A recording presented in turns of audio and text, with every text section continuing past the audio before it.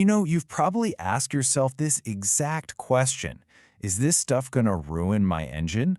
Look, if you're stressed about your bike or your car after seeing all those viral videos of dropping mileage and literally destroyed engine parts, you are definitely not alone. I mean, our vehicles are massive investments, right? So naturally, we want to protect them from any kind of harm.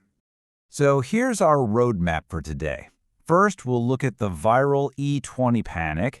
Second, the actual science behind E20.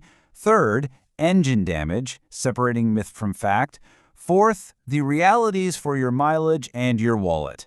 And finally, number 5, we'll give you the final verdict. All right, part 1, the viral E20 panic. We have all seen dramatic claims exactly like this popping up in our family WhatsApp groups and just flooding our feeds. It is so incredibly easy for the internet to completely replace careful, boring engineering with these crazy, sensational headlines.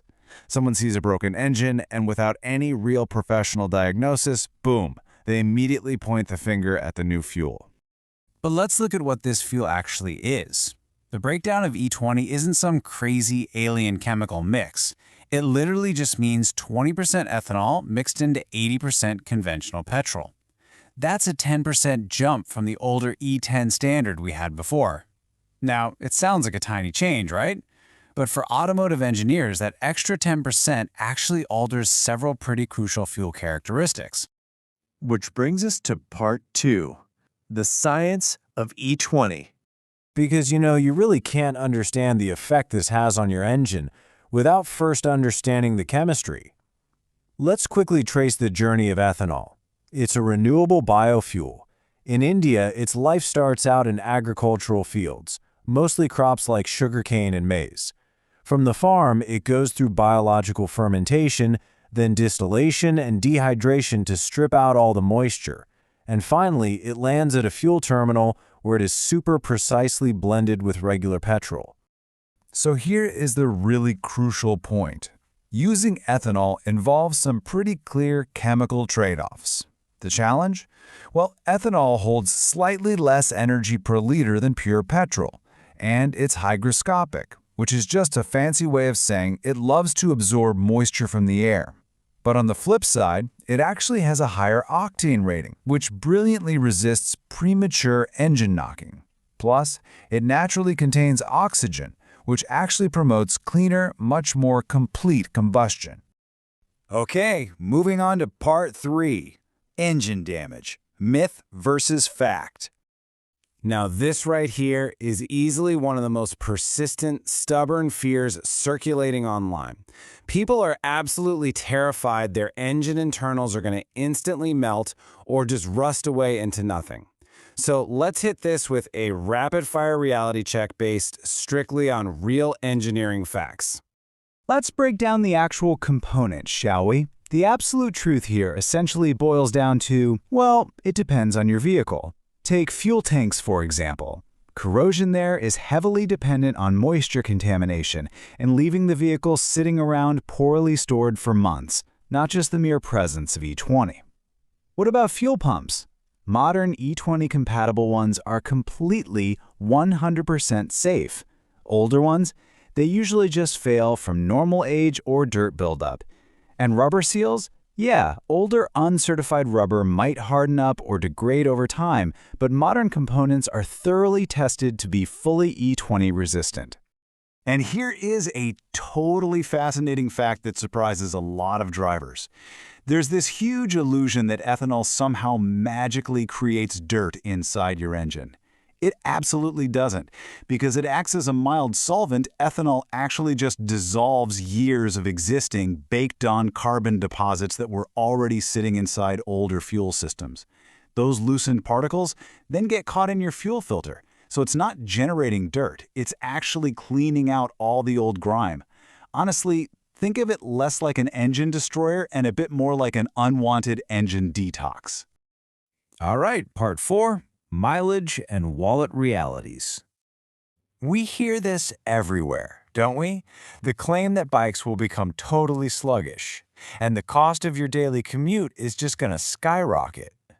But we really need to look at what actual scientific testing reveals about everyday performance, entirely stepping away from the rumor mill.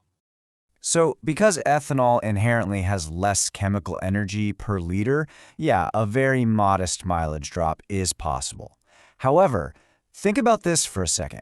Fuel is just one tiny variable in a massive equation. Your aggressive driving habits, sitting in heavy stop-and-go traffic, running on underinflated tires, and just totally neglecting routine maintenance, all of those things are going to drain your fuel tank vastly faster than switching to E20 ever will. And this perfectly illustrates exactly how modern vehicles adapt to that slight energy difference. The engine control unit, or ECU, essentially acts as the brain of your engine. Using a network of advanced sensors, this ECU is constantly adjusting the fuel splay and ignition timing, literally multiple times a second, to optimize performance specifically for higher ethanol blends. It does all the heavy lifting to make sure your engine keeps running smoothly. Which leads us to part 5, the final verdict. You really have to remember, this whole transition to E20 isn't just some isolated random inconvenience. It is a highly strategic national shift.